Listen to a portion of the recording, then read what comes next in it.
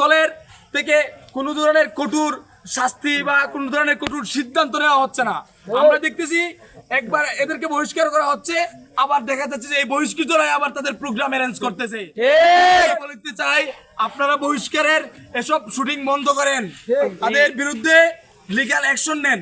আমরা আজকে সার্বজনীন শিক্ষার্থীরা আমরা দেখেছি মিটপুরে যে হত্যাকাণ্ড হয়েছে, আমরা দেখেছি 2006 সালে সর্বশেষ আওয়ামী লীগ এরকম একটি হত্যাকাণ্ড ঘটিয়েছিল। 2006 সালের পুনরাবৃত্তি আজকে আমরা দেখতে পাচ্ছি যে মিটপুর গত পরশুদিন মিটপুরে এই হত্যাকাণ্ড হয়েছে। আমরা সবাই এই হত্যাকাণ্ডের তীব্র নিন্দা এবং প্রতিবাদ জানাই। একটি ন্যাক্কারজনক ঘটনার কারণে আমরা এখানে দাঁড়িয়েছি। আপনারা দেখতে পেয়েছেন 2008 সালে 2006 সালের 28শে অক্টোবর আওয়ামী লীগ নৃত্য করেছিল লাশের উপর। সেই লাশের উপর নৃত্যকে বিএনপির একটি অঙ্গ সংগঠন যুবদল ফিরিয়ে এনেছে। আমরা স্পষ্ট করে বলে দিতে চাই, আপনারা কাদের নিয়ে খেলছেন আপনারা জানেন না। এই জেনারেশনকে আপনারা ভুল বুঝবেন। আপনারা যেভাবে 5ই আগস্ট পরবর্তী রাজনীতি করলেন, লাশের সেঞ্চুরি করলেন, ধর্ষণ করলেন, গুম করলেন, আপনাদের স্পষ্ট করে বলে দিতে চাই, বাংলাদেশের যে 3 কোটি জনগণ আছে ভোটার ইয়ং, তারা কিন্তু এখনো ঘুমায় নাই, তারা আপনাদের ভোট দিবে না। আমরা স্পষ্ট করে বলে দিতে চাই, আপনাদের নেতা কর্মীরা বলেন দিনের আলোর মতো নাকি পরিষ্কার বিএনপি ক্ষমতা আসবে। আপনাদের ক্ষমতা এনে এভাবে লাশের উপর নৃত্য করার সুযোগ আর দেওয়া হবে না।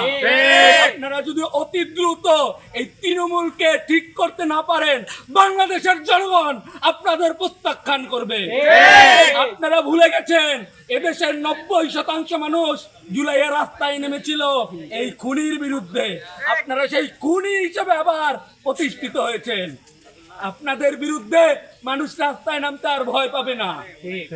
যে হাসিনাকে আমরা সরিতে পেরেছি, যে খুনি হাসিনাকে আমরা তার গদিচ্যুত করতে পেরেছি, অন্য কাউকে আমরা গদিতে বসাবো না যারা আমাদের ভাই বোনকে খুন করবে। আমরা ইন্টারিমকে স্পষ্ট করে বলে দিতে চাই, এই হত্যাকারীর সাথে যারা যুক্ত আছে অবিলম্বে তাদের ফাঁসির আওতায় আনতে হবে, নাহলে আমরা কঠোর কর্মসূচি দিতে বাধ্য হব।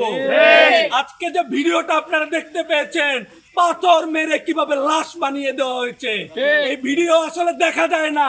এই ভিডিও যদি কেউ সুস্থ মস্তিষ্কে দেখে, সে ভাত খেতে পারবে না, ঘুমাতে পারবে না। আমরা বলে দিতে চাই, এ ধরনের কার্যক্রম যদি আবার করা হয় তাহলে বিএনপিকে বাংলাদেশ থেকে অবাঞ্ছিত করা হবে। এই বলে আমার